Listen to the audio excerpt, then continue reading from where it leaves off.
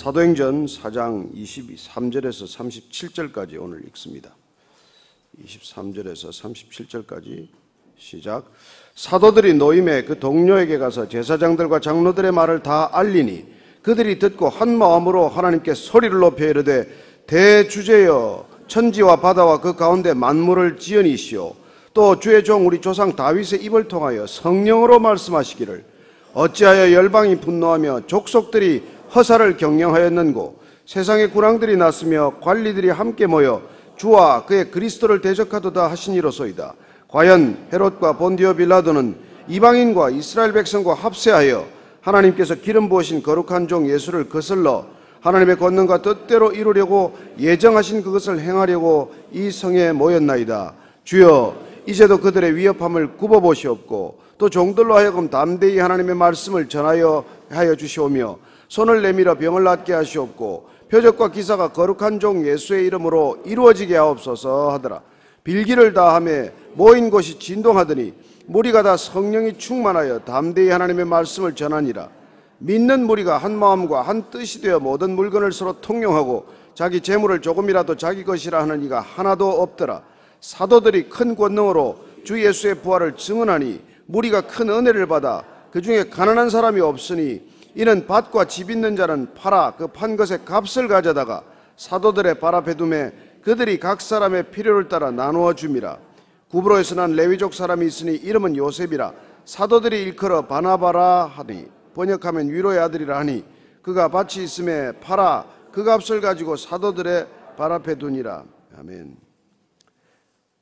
사도들이 담대히 복음을 전하다가 붙잡혀갔고 그리고 풀려났습니다. 그들은 정말 범인으로 살다가 담대해진 정말 놀라운 능력으로 사도들 앞에서 설교를 한 셈이죠. 너희들의 말을 듣는 것이 옳은가 아니면 하나님의 말을 듣는 것이 옳은가 판단해보라. 우리는 하나님의 말을 좇지 않을 수 없다라고 말합니다. 그렇습니다. 우리는 늘 이런 갈림길에 서는 것이죠. 우리는 성경의 말씀을 좇을 것인가 아니면 세상이 우리에게 명령하는 바를 좇을 것인가. 날마다 일터나 삶의 모든 자리에서 이런 이 결단을 요구받는 것입니다. 그럴 때 저와 여러분들은 이 말씀이 기억나야 합니다. 누구의 말을 듣는 것이 옳습니까? 누구의 판단을 좇는 것이 옳습니까? 어떤 정보가 우리를 유익하게 합니까? 우리가 성경을 아침마다 이렇게 말씀을 나누고 매일마다 성경을 읽어가는 것은 우리가 이 세상이 우리에게 알려주는 수많은 정보, 인포메이션이나 메시지를 좇자고 하는 것이 아니라 성경이 우리에게 말하는 바, 하나님이 우리에게 말씀하시는 바, 이 말씀을 기준으로 이 말씀을 좇고 붙들고 가기 위해서 아니겠습니까? 그렇습니다. 그럴 때 우리는 점점 담대해지는 것을 경험하게 됩니다. 붙들려 간들 두렵지 않습니다. 그들이 어쩌지 못하고 풀어줍니다. 그리고 나서는 이 사람들이 다시 동료들에게 돌아와서 이렇게 말합니다. 23절 24절입니다. 시작. 사도들이 노임에 그 동료에게 가서 제사장들과 장로들의 말을 다 알리니 그들이 듣고 한 마음으로 하나님께 소리를 높여 이르되 대주제여 천지와 바다와 그 가운데 만물을 지으신 이요. 자, 이거 보십시오. 지금 사도들이 갔다 와서 이런 일을 겪었고 지금 우리에게 예수 이름으로 복음을 전하지 말라 이런 협박을 받고 왔다. 이랬을 때 대책회의를 하지 않습니다. 다 함께 소리를 높여서 부르짖어 기도하는 것을 보게 됩니다. 이제 우리가 어찌할꼬 이 사람들이 우리에게 복음을 전하지 못하게 하는데 우리가 어떻게 해야 될 것인가 대책회의를 한 게 아니라는 것입니다.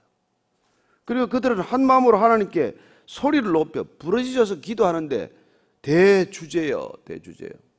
영어로 하면 sovereign lord라고 그렇게 해야 되겠어요. 이게 데스포테스라는 헬라어인데 이게 여기서 나온 게 데스폿, 전제 군주예요.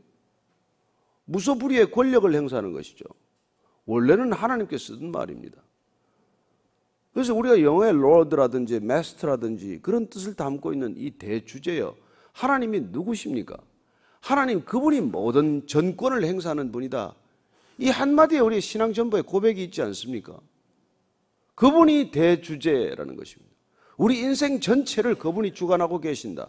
이 세상 전체를 그분이 주관하고 계신다. 온 우주적 질서가 그분께 달렸다. 이 한마디, 이 호칭의 고백이에요. 대주제예요. 그러니 그분께 엎드려 기도하는 것이 제일 먼저라는 것이죠. 우리끼리 우리 수준의 일을 아무리 의논한들 무슨 대책이 뾰족한 대책이 나오겠습니까? 그렇습니다. 한쪽은 대책회의를 해서 강력한 힘을 구축한 세력이에요. 그 세력과 어떻게 맞서겠습니까? 이 갈릴리 어부 출신의 몇 사람들이 모여서 무슨 힘이 있고 무슨 지혜가 있고 무슨 능력이 있다고 대책이 나옵니까? 대주제여 하나님 아버지 그냥 부르짖는 게 시작이에요. 그리고 그들은 시편 말씀으로 기도합니다. 25절 이하를 읽습니다. 시작. 또 주의 종 우리 조상 다윗의 입을 통하여 성령으로 말씀하시기를 어찌하여 열방이 분노하며 족속들이 허사를 경영하였는고 세상의 군왕들이 나서며 관리들이 함께 모여 주와 그의 그리스도를 대적하도다 하신 이로소이다. 대주제는 누굽니까? 하나님은 어떤 분입니까? 우리는 시편 2편이 메시아시라는 것을 압니다. 그리고 거기는 이렇게 시작합니다. 어찌하여 열방이 분노하며 족속들이 허사를 경영하였는고. 저는 저와 여러분들이 정말 하나님이 누구신지를 우리가 고백할 때 차라리 우리가 우리 생각의 기도가 아니라 이 시편 한 편으로 기도하십시오. 저는 이 세상이 이렇게 이 세상을 일목요연하게 표현한 말이 없어요. 제가 성경을 읽다 가장 감탄한 말이 요한 1서에 우리가 2장에 나오는 이 세상의 모든 것이 다 육신의 정욕과 안목의 정욕과 이생의 자랑이니 이게 다 아버지께로부터 온 것이 아니라 세상으로부터 온 것이라는 거예요. 제가 나이 48에 성경을 읽으면서 내가 공부한 게 다 뭐냐? 내가 살려고 애쓴 게 다 뭐냐? 뭐 때문에 죽을 만큼 힘들게 살았나? 제가 그 성경 한마디에 제 인생의 의문이 다 풀렸어요. 이거구나 이게. 이거 하느라고 내가 죽을 고생을 했구나. 제가 대학원에서 10년 동안 공부를 했습니다. 정치 사상사를 공부하고 국제 정치학을 공부하고 정치 공부를 그렇게 했는데 이게 한마디 이게 뭐 하는 거냐면은 이게 딱 한마디로 이거 하고 있는 거예요. 열방이 분노하며 족속들이 허사를 경영하는 게 이게 인류 역사입니다, 여러분. 역사 공부 아무리 해봐요. 이거 하고 있는 거예요. 모든 나라들이 분노합니다. 왜 분노하는지 아십니까? 창세기 말씀 우리가 읽어보니까 다 답이 있잖아요. 에덴의 동쪽으로 떠나서 동쪽으로 가면서 한 일이 에녹 성을 처음 쌓기 시작한 것이고 그렇습니다. 그 에녹 성 소유를 늘리고 내 이름을 드러내고 아들의 이름을 붙여서 에녹 성이라고 지었지만은 각자 성 쌓기를 시작하면서 그 모든 불안과 분노가 이 역사를 지배하는 원동력이에요. 그게 다 허사를 경영하는 거라고 말합니다. 여러분 이게 다 성령이 충만하면 눈이 떠져서야 이게 보이는 거 들리는 얘기예요. 우리가 그렇게 많은 공부를 하고 그렇게 많은 지식을 쌓고 그렇게 많은 지식을 섭렵하지만은 여러분 성경에 성령의 눈을 뜨면은 역사나 사상이나 이게 단 한마디로 다 일목요연하게 드러나게 돼 있어요. 인류가 뭐하고 살았습니까? 각 족속들이 분노하며 살았어요. 매일 싸웁니다. 인류가 크고 작은 전쟁이 5,000회 이상 전쟁을 일으켰어요. 20세기에 만도 1차 대전, 2차 대전을 일으켰습니다. 푸틴이 지금 3차 대전을 입에 올리기 시작을 했어요. 늘 하고 있는 게 이런 일들이라는 것입니다. 열방은 분노하고 족속들은 허사를 경영합니다. 세상의 군왕들이 나서서 관리들이 함께 모여서 하는 일이란 하나님을 대적하는 일, 그리스도를 대적하는 일이라고 말합니다. 그리고 헤롯과 본디오 빌라도는 이방인과 이스라엘 백성들과 합세하여 모두 다 힘을 합쳤어요. 로마의 총독과 모든 이방인들 세력과 그리고 유대 종교 지도자 세력들이 모두 힘을 합쳐서 하는 일이란 예수를 대적하는 일이다. 그리스도를 대적하는 일이다. 하나님을 대적하는 일을 하고 있다는 것이죠. 그래서 그들은 이렇게 기도합니다. 29절입니다. 시작. 주여 이제도 그들의 위협함을 구워보시옵고 또 종들로 하여금 담대히 하나님의 말씀을 전하게 하여 주시오며. 자, 이런 거대한 위협을 우리가 어떻게 피할 수 있습니까? 이거 없애달라고 기도해봐야 안 없어집니다, 여러분. 그래서 그냥 우리가 담대히 복음을 전하게 해달라는 거예요. 기도의 핵심은. 저 위협을 없애주십시오. 아니 하는 게 평생 하는 게 그 일인데 그 사람들의 전문 분야가 그건데 그걸 어떻게 없앱니까? 하는 게 모여서 그리스도를 대적하는 일인데.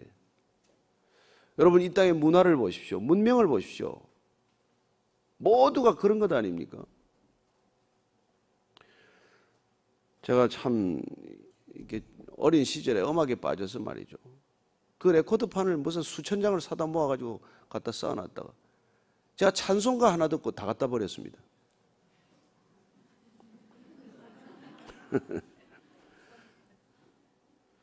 저는 이 사도들이 이 기도를 우리가 배운다 했더니 초대교회는 무슨 기도를 했냔 말이에요. 위협을 없애달라는 기도 안 합니다. 고난을 없애달라는 기도 안 해요. 고난 가운데서도 위협 가운데서도 복음을 담대히 전하게 해 주십시오. 이게 우리의 기도라는 거예요. 이 기도를 하다 보면 고난을 이길 힘도 주고 고난이 변하여 화관이 되게 하시는 일도 일어나고 어느새 그런 것들이 다 없어지고 마는 거예요. 그러니 여러분 고난을 바라보지 마십시오. 그까지 고난은 고난대로 놀라고 내버려 두십시오. 세상은 세상대로 끝없이 놀다가 망할 거예요. 그거하고 싸울 필요가 없다는 것입니다. 우리는 악과 싸우다가 악해지지 않습니다. 선으로 악을 이기는 것이죠. 오직 그게 그리스도인의 부르심의 소명이에요. 악을 악한 방법으로 싸우다가 악해지면 어떻게 됩니까? 그런데 세상은 악을 악으로 다스릴 거예요. 하나님께서는 그렇게 다스립니다. 그러니까 그건 원수 갚는 건 나한테 있으니까 나한테 맡겨라. 너는 내가 축복한 복의 그릇이니 복의 통로가 되라. 이게 주님께서 우리에게 주신 놀라운 은혜 아닙니까? 그리고는 이렇게 또 기도합니다. 30절 있습니다. 시작. 손을 내밀어 병을 낫게 하시옵고 표적과 기사가 거룩한 종 예수의 이름으로 이루어지게 하옵소서. 예, 병 낫게 하시옵고 표적과 기사가 일어나시게 해 주십시오. 왜냐하면 예수님 당신의 이름이 이루어져야 하고 당신의 이름이 드러나야 하기 때문입니다. 왜 여러분 치유사역자들 신유사역자들이 가다가 넘어집니까? 내 이름이 드러나다가 넘어집니다. 돈 안 받다가 돈 받으면서 넘어집니다. 무슨 예언기도 왔다가 맨날 5만 원씩 받아주던 사람이 또 여기 근처에 와서 교회 또 만들었더라고요. 요새 젊은 사람도 거기 다 갑니다. 여러분 이 초대 사도교회 사도들이 무슨 기도를 했어요? 저는 여러분들이 예언기도 받으러 절대 가지 마십시오. 차라리 미아리를 가십시오. 저는 도대체 이 시대가 말이죠. 점점 더 우리가 영적인 시대로 접어들 것입니다. 영적인 시대가 된다는 것은 혼미케 하는 영, 악한 영, 정결하지 못한 영, 이상한 영들이 판을 치는 시대라는 뜻이에요. 여러분 성령은 내 유익을 추구하지 않습니다. 오직 하나님의 나라와 그 뜻과 그 계획이 이루어지기 위해서 성령을 보내주셨지만은 이상한 영들이 오면 전부 내 자신에 집중하게 만듭니다. 더 탐욕스럽게 만들어요. 더 나를 드러내고자 합니다. 그게 여러분 영적 분별력이에요. 뭐 어렵지 않습니다. 거룩한 종 예수의 이름이 이루어지게 해주십시오. 예수님이 드러나게 해주십시오. 그저 이거 하나 가지고 기도하는 것이죠. 31절입니다. 시작. 빌기를 다하며 모인 곳이 진동하더니 무리가 다 성령이 충만하여 담대히 하나님의 말씀을 전하니라. 빌기를 다하며 모인 곳이 진동했다고 되어 있습니다. 저는 이 자리가 진동하는 자리가 되기를 축복합니다. 우리가 기도했더니 그 건물 주인이 좀 섭섭해 하려나? 저는 이 자리가 진동하는 자리가 되기를 바랍니다. 성령의 진동이 느껴지게 되기를 축복합니다. 성령이 충만하기를 원합니다. 담대히 하나님의 말씀을 전할 수 있게 해주십시오. 그렇게 기도하십시오. 우리는 하나님의 말씀을 전하기 위해서 아침마다 새벽 예배를 드리는 사람이에요. 고난을 통해서도 그 말씀이 전해져야 하고 이 시대가 어려운 가운데서도 때를 얻든지 못 얻든지 하나님의 말씀이 전해지고 복음이 전파되고 그리고 성령이 행하시게 하는 바를 따라 우리가 가면 여러분 그때 비로소 이 세상이 소망을 갖지 않겠습니까? 무엇 때문에 교회가 소망이라고 말합니까? 유일한 희망은 교회입니다. 참 교회입니다. 진정한 교회가 될 것입니다. 교회가 아니고서 이 땅에 무슨 소망이 있겠어요? 그런데 그 교회를 뒤흔드는 것이 사단의 가장 큰 목적 아닙니까? 가정 깨는 것, 교회 깨는 것, 가정과 교회가 갈등 속에 힘을 못 쓰는 것, 이게 그들 하는 일의 유일한 일이에요. 세상은 자기들 천지죠. 그래서 정말 이 기도하는 교회는 지붕 위에 마귀 새끼가 새까맣게 붙어 있다는 거 아닙니까? 겁내지 마십시오. 겁내지 마십시오. 나사렛 예수 이름의 권능을 가지고 내어 쫓으십시오. 두려워하지 마시고 타협하지 마시고 내가 명령하노니 나사렛 예수 그리스도의 이름으로 떠나라. 그러면 여러분 안에 분노도 쑥 빠져나갈 줄로 믿으십시오. 내 안에 있는 두려움도 쑥 떠나게 될 줄로 믿으십시오. 그리고 내 안에 있는 어떤 음란한 영도 떠날 줄 믿으십시오. 그 권능을 우리가 경험하지 못하면 우리가 복음을 어떻게 전합니까? 무슨 능력이 있어 우리가 복음을 전하겠습니까? 자, 32절입니다. 시작. 믿는 무리가 한 마음과 한 뜻이 되어 모든 물건을 서로 통용하고 자기 재물을 조금이라도 자기 것이라 하는 이가 하나도 없더라. 밖으로 복음이 전파되기 위해서는 안에서는 어떤 일이 일어납니까? 성령이 충만하여 말씀이 전해지기 위해서는 우리 안에 은혜가 충만해야 되는데 우리 안에가 충만하게 되면 이런 일이 일어난다는 거예요. 조금도 자기 것이라고 하는 이가 하나도 없더라. 초대교회의 능력은 여기서 비롯된 것입니다. 3,000명, 5,000명이 돌아왔을 때 디아스포라 그리스도인들이 집으로 돌아가지 않고 갈 데 올 데 없을 때 모든 공동체들이 이루어지면서 조금도 내 것을 내 것이라고 주장하는 사람이 없었을 때 놀라운 은혜를 경험하기 시작을 하는 것이죠. 사도들이 큰 권능으로 주 예수의 부활을 증언하니 무리가 큰 은혜를 받아서 이런 일이 일어난 것입니다. 부활의 복음이 전해졌더니 증언했더니 무리가 큰 은혜를 받아서 그 중에 가난한 사람이 없으니 이는 밭과 집 있는 자는 팔아서 그 판 것의 값을 가져다가 사도들의 발 앞에 두매 그들이 각 사람의 필요를 따라 나누어 줌이라. 이런 일이 여러분 가능하겠습니까? 인생의 가장 이때까지 정치 이념이나 정치 제도가 해결하지 못한 게 소유를 마음대로 어쩌지 못합니다. 개인 재산 제도를 어쩌지 못해요. 공산주의 이념은 그 문제에서 손을 들었습니다. 72년 만에 두 손 들었어요. 인간의 소유욕을 이길 수 있는 이념은 없습니다. 인간의 소유를 이길 수 있는 제도는 없습니다. 오직 성령이 충만했을 때, 부활의 복음으로 은혜가 충만해졌을 때 사람들이 손에 쥐고 있던 걸 다 떨어뜨렸다는 거예요. 이후로 이런 흉내를 냈던 수많은 종교 집단들이 있지만 다 실패했습니다. 이건 인간이 할 수 있는 일이 아니거든요. 욕망의 문제는 인간 스스로 해결하지 못합니다. 정말 주님의 은혜가 왔을 때, 우리 안에 차고 넘치는 은혜가 있을 때, 그때 우리는 비로소 움켜쥐었던 두 손을 펴는 것이죠. 삭개오 집에 예수님이 오셨습니다. 삭개오야, 내가 오늘 내 집에 유하여야겠다. 삭개오가 예수님이 오신 밤에 너무 흥분해가지고 제 재산의 반을 팔아서 가난한 사람에게 나눠주겠습니다. 내가 토색한 거 있으면 빼앗은 것을 2배가 아니라, 율법이 규정한 2배가 아니라 4배로 갚아주겠습니다.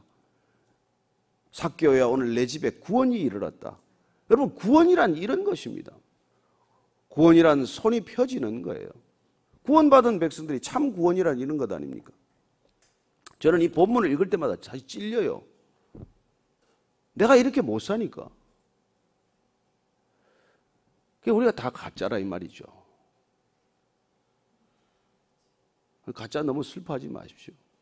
우리 죽는 날까지 가짜일 것이지만 내 안에 성령님이 오셔서 그분만이 진짜로 복음적인 결정과 복음적인 행동을 시작한다는 것입니다.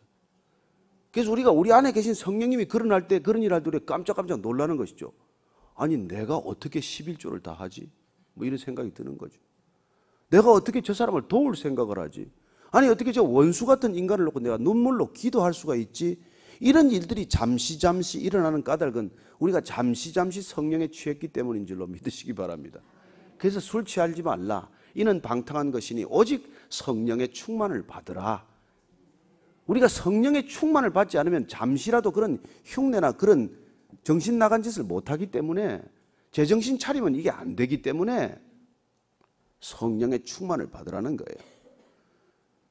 그래서 우리가 술 취한 거나 성령 충만한 거나 비슷하지 않습니까? 술 취하면 시도 때도 없이 노래를 불러요. 성령이 충만하면 시도 때 없이 찬양을 해요. 이런 일들이 일어나는 것이죠. 사도들의 발 앞에 두었더니 각 사람의 필요를 따라 나눠준 사도들, 이런 사도들이 있으면 성도들이 또 왜 안 갖다 놓겠어요? 발 앞에 갖다 두었더니 그 사람들이 다 차지했더라. 이게 여러분 이단들이 하는 일 아닙니까? 모든 성도들이 발 앞에 갖다 뒀더니 이단 교주들만 배가 불렀더라. 이게 오늘날 현실 아니고 모든 종교적 타락 아니겠어요? 그래서 함부로 발 앞에 갖다 두지 말란 말이에요. 그것도 여러분들이 분별할 책임이 있어요. 책임이 있다고요. 36절 37절입니다. 시작. 구브로에서 난 레위족 사람이 있으니 이름은 요셉이라 사도들이 일컬어 바나바라 번역하면 위로의 아들이라 하니 그가 밭이 있음에 팔아 그 값을 가지고 사도들의 발 앞에 두니라. 그 중에 대표적인 사람 중에 하나를 오늘 요셉이라고 하는 바나바라고 하는 사람이 이런 행동을 했다는 것을 기록하고 있습니다. 그런데 여기 앞에 보면은 구브로에서 난 레위족이라고 되어 있어요. 이 바나바가 지금 요셉이라고 하는 사람이 말씀이 들어온 거예요. 복음이 들어온 것입니다. 근데 본인이 레위족이었어요. 말씀에는 원래 레위족은 밭을 소유할 수 없게 되어 있습니다. 아시죠? 하나님께서 택한 레위족 속은 원래 이스라엘 백성들이 가나안 땅에 들어가서 레위족 속에게는 43개 성읍에 흩어져 살면서 말씀을 전하는 고유의 소명을 주시고 그들은 소유하지 않도록 했다는 것을 말씀이 들어왔기 때문에 이게 깨달아지는 거예요. 근데 내가 레위족인데 이거 가져서 내가 밭을 가지고 어떡하겠나. 그래서 이 밭을 팔아서 그도 사도들 발 앞에 놓는 것을 보게 됩니다. 이렇게 말씀이 들어왔을 때 진실로 우리는 이런 말씀의 능력을 경험하기 시작하는 것이죠. 그렇습니다. 우리는 이 은혜가 충만하고 성령이 충만한 오늘 모습을 봅니다만은 성령 충만하고 은혜 충만한 게 뭐예요? 여러분, 결국 사랑이 충만한 것입니다.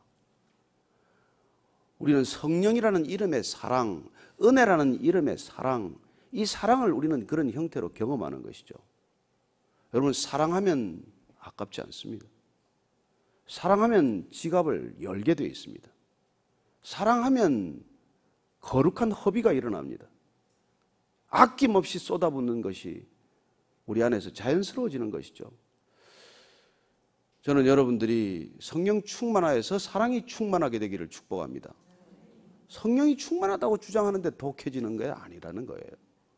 은혜가 충만하기 때문에 인색한 일이 없습니다. 저는 우리 안에 그런 차고 넘치는 은혜가 임해서 이웃을 향하여 손을 펴게 되기를 바라고, 내가 대접받고 싶은 대로 찾아가서 누군가를 먼저 대접하는 사람이 되기를 원하고, 이 악한 세상들 그리스도를 대적하기 위해서 날로 교활해지고 간교해지고 그 힘을 합치고 강력해지는 이 시대를, 충격적인 이 시대를 우리가 충격적인 성령의 충만함으로 밖에는 돌파할 길이 없다는 것입니다. 우리는 어떤 회의나 어떤 제도나 어떤 이념으로도 돌파할 길이 없습니다. 오직 우리의 능력은 성령의 능력이심을 다시 한번 고백할 수 있는 아침 되기를 바라고, 성령에 힘입어 기도하게 되기를 바랍니다. 그래야 고난과 이 위협을 피하려고 하는 것이 아니라 오히려 뛰어들 수 있는 담대함을 달라고 기도하십시오. 우리는 세상 가운데로 뛰어들어야 합니다. 우리에게 칼을 겨누는 자들에게 뛰어들어야 합니다. 그 길밖에는 이 세상을 이기는 길은 없습니다. 오늘 아침 기도할 때, 주님, 제게 다시 한번 오늘 성령으로 새롭게 하여 주옵소서. 세상을 향하여 나아가게 하여 주옵소서. 피하지 않게 하여 주옵소서. 두려워하지 않게 하여 주옵소서. 이제 할 일이 없다고 말하지 마십시오. 나이 들었다고 말하지 마십시오. 환상을 주시옵고 꿈을 주시옵소서. 다시 한번 기도하겠습니다. 하나님 아버지, 주님께서 우리 각자에게 성령을 충만하게 부어주셨을 때, 우리 안에 차고 넘치는 은혜가 임했을 때, 하나님 손을 펴게 하시고 가슴을 펴게 하시고 우리의 인생을 펴게 하여 주옵소서. 하나님, 주님께서 가라 하는 곳에 가게 할 수 있는 믿음의 발걸음이 되게 하여 주시옵고, 너희는 가서 모든 족속으로 제자를 삼으라. 아버지와 아들과 성령의 이름으로 세례를 주고 내가 내게 분반 모든 것을 가르쳐 지키게 하라. 볼지어다 세상 끝날까지 내가 너희와 항상 함께하리라고 하셨사오니, 혼자 가게 내버려 두지 않게 하셨사오니, 주님 함께 가는 주님의 권능과 능력에 힘입어 오늘도 복음의 발걸음 되게 하여 주옵소서. 가는 곳마다 하나님이 드러나게 하시고, 말씀을 입술을 열어 말씀을 전할 때마다 주님 성령의 능력이 나타나게 하여 주옵소서. 하나님, 주께서 우리의 모든 입술을 통해서 오늘도 오직 복음 하나 전해줄 수 있도록 우리의 발걸음, 주의 발걸음 되게 하여 주옵소서. 다시 한번 이 주간 특별히 우리가 나라와 민족을 위해서 기도하기를 원합니다. 하나님, 앞으로 이 나라의 운명이 결정되는 일들이 일어나게 됩니다. 주님께서 대주제이신 하나님께서 이 모든 일 주관하여 주옵소서. 사람의 모습은 감추어 주시고 오직 대주제이신 하나님께서 이 나라의 민족의 미래를 결정하여 주옵소서. 하나님 복음을 마음껏 전할 수 있는 통일이 일어나게 하여 주옵소서. 하나님 마음껏 우리가 복음을 전할 수 있도록 땅끝까지 흩어지는 통일이 일어나게 하여 주옵소서. 한번 나라와 민족과 특별히 북녘 땅을 위해서 다시 한번 기도하겠습니다. 하나님 아버지, 주님께서 이 나라의 민족을 불쌍히 여겨 주옵소서. 하나님 촛대를 옮기지 말아 주옵소서. 이 나라의 민족 제사장 백성으로서 부끄럽지 않게 주님 쓰임받을 수 있도록 주님 역사하여 주옵소서. 이 민족이 위대한 민족 될 수 있도록 주님 사용하여 주옵소서. 주께서 이 한 주간 동안 다시 한번 우리의 간절한 기도를 들으시고 우리가 빌기를 마침에 이 땅이 진동하는 놀라운 일이 일어나게 하여 주옵소서. 하나님만을 전심으로 의지하고 기도하기를 원합니다. 성령이 충만한 기도가 되기를 원합니다. 하나님 끝까지 주님께 붙들린 기도가 되게 하여 주옵소서. 나라와 민족이 어려움을 겪을 때 주님께서는 이 나라의 민족을 정말 제사장 백성으로 촛대를 지닌 백성으로 사용해 주시기 위하여 부흥을 허락하신 줄로 믿습니다. 하나님 다시 한번 우리가 부흥하는 민족이 되게 하여 주시옵소서. 다시 한번 부흥을 경험하게 하여 주시옵소서. 진정한 부흥을, 진정한 통일을, 진정한 선교를 경험하는 민족이 되게 하여 주옵소서. 살아계신 하나님 아버지, 이 땅 가운데 다시 한번 대주제이신 하나님이 날마다 주의 이름으로, 그리스도의 이름으로 선포되게 하여 주옵소서. 하나님, 이 나라의 민족 주께 다시 맡겨드립니다. 대주제이신 하나님께서 강대국이 지배하는 질서가 아니라 오직 대주제이신 하나님이 질서를 만들어주시고 질서를 이끌어주시기를 간절히 원합니다. 우리가 빌기를 마치면 이 땅이 진동하기를 원합니다. 우리 각자가 성령 충만하기를 원합니다. 성령에 붙들려 기도하는 성령의 사람들 다 되게 하여 주옵소서. 이제는 십자가에서 그 전부를 우리에게 쏟아부어 주신 우리 구주 예수 그리스도의 은혜와 아버지의 사랑과 성령의 이끄심 인도하심이 오늘 하루 주님께서 사도들을 통해 우리에게 주신 가르침, 그 가르침을 따라 우리가 가는 곳마다 담대히 어떤 고난과 어떤 어려움 가운데서도 복음을 전하기로 결정한 이 자리에 고개 숙인 모든 성령의 사람, 말씀의 사람, 믿음의 사람, 은혜의 사람들 위해 지금부터 영원까지 함께 하시기를 간절히 축원하옵나이다. 아멘.